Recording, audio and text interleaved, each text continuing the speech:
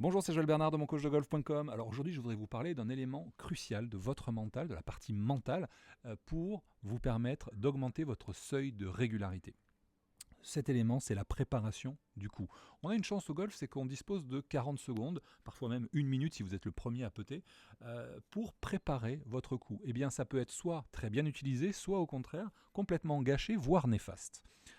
Ce que j'ai pu observer malheureusement, c'est que beaucoup de golfeurs sont irréguliers, justement parce qu'ils n'ont pas on va dire une construction et une base, une sorte de process très simple qui vont respecter à chaque fois qu'ils jouent. Si vous préparez votre coup quand c'est important pendant 2 minutes et quand c'est pas important pendant, enfin c'est toujours important puisque chaque coup compte, mais vous voyez ce que je veux dire. Par moment, quand tout se passe bien, etc., ça déroule, vous allez prendre votre club, taper dedans et partir. Il n'y a pas de routine. Et puis quand il y a un putt important pour ceci ou pour cela, le joueur va passer un temps anormal à tout analyser, d'accord. Eh bien, quand on est comme ça, on navigue à l'aveugle, c'est-à-dire qu'on n'a aucun process, aucune structure qui vous permet ensuite d'avoir une bonne régularité. Donc si vous reconnaissez là-dedans, eh bien ce que je vais vous expliquer aujourd'hui va vous aider. La première chose à comprendre, c'est que une bonne préparation du coup permet trois choses. La première, c'est de vous sentir prêt physiquement. Clairement, vous allez vous sentir bien aligné, vous allez vous sentir à la bonne distance de la balle, vous allez vous sentir en équilibre, etc.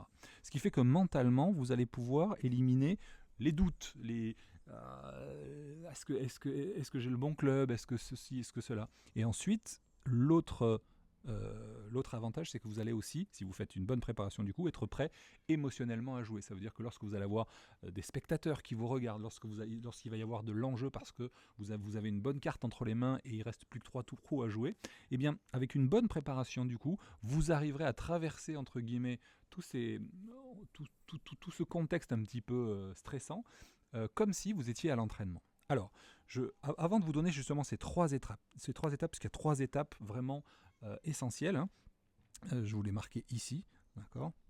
Il faut aussi comprendre que votre routine doit être personnalisée. Je vais vous donner un exemple très simple. Si vous prenez 3 pizzaiolo et que vous lui demandez une calzone, j'en sais rien, eh bien, vous risquez de vous retrouver avec 3 pâtes, 3 styles de pâtes différentes.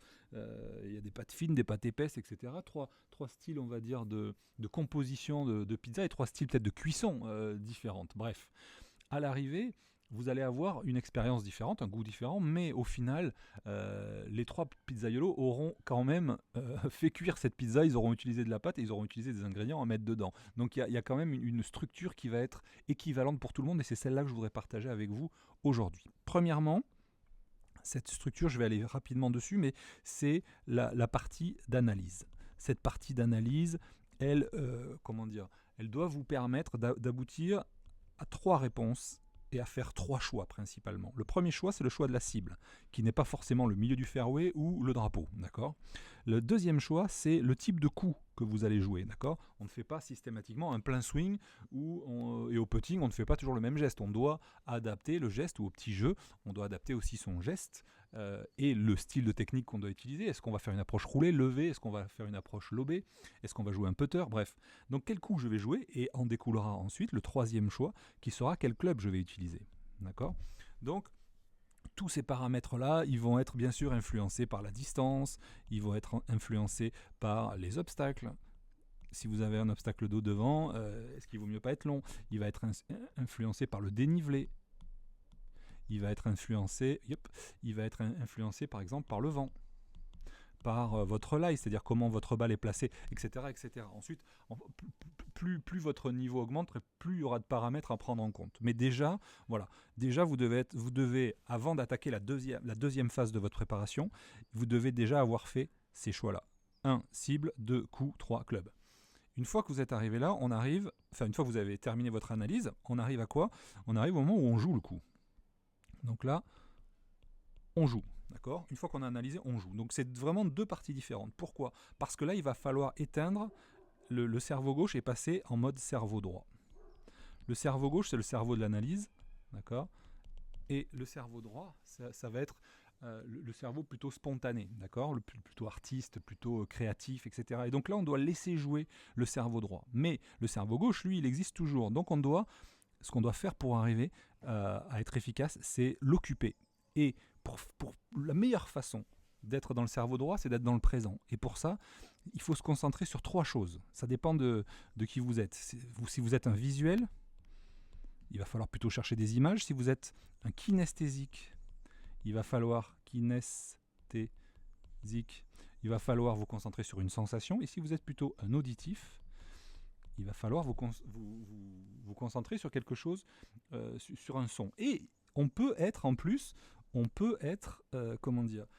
l'un et l'autre. Vous voyez ce que je veux dire ? On peut être deux à la fois. Par exemple, moi je suis visuel et kinesthésique. Donc ça, c'est le deuxième point qui est fondamental. Et le troisième point, c'est ce qu'on appelle la post-shot routine. C'est-à-dire ce que je fais après mon coup.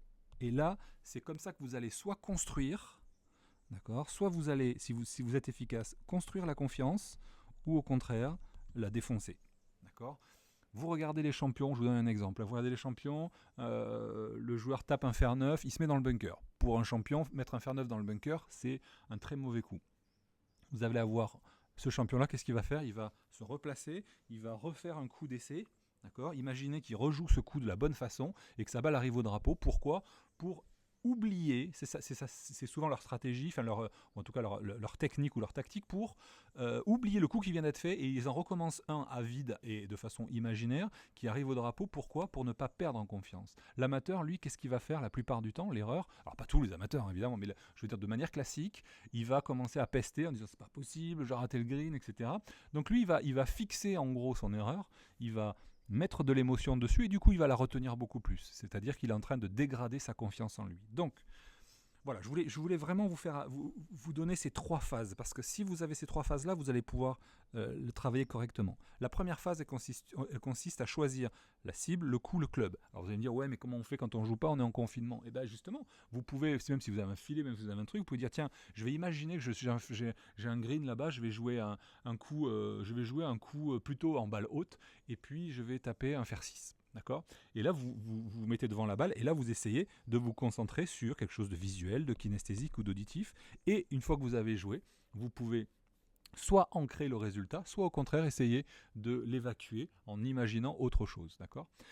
Voilà, donc ça c'est ce que je vous invite à faire pendant cette période de confinement. Et pour ceux qui m'écoutent, et vous êtes nombreux, vous êtes plusieurs centaines maintenant, à me rejoindre tous les soirs dans Home Coaching Live, on va ce soir se focaliser sur l'étape du milieu. Parce que souvent au golf, on dit il faut se concentrer, on essaie de se concentrer. Mais le piège ensuite, lorsqu'on se dit qu'il faut que je me concentre au moment de taper, c'est qu'on réfléchit trop, on cherche trop à contrôler. Je vais vous montrer comment passer en pilote automatique. Je vais vous montrer justement comment aller chercher ces choses-là, comment identifier ce qui est bon pour vous. C'est le programme de ce soir qui est la séance donc, de Home Coaching Live à 19h sur le mental. Je vous dis à tout à l'heure. Vous trouvez comme d'habitude le lien sur le site, sur votre espace membre. Et pour ceux qui ne sont pas encore abonnés, je vous mets le lien dans la description et dans le i comme info. À ce soir. Bye bye.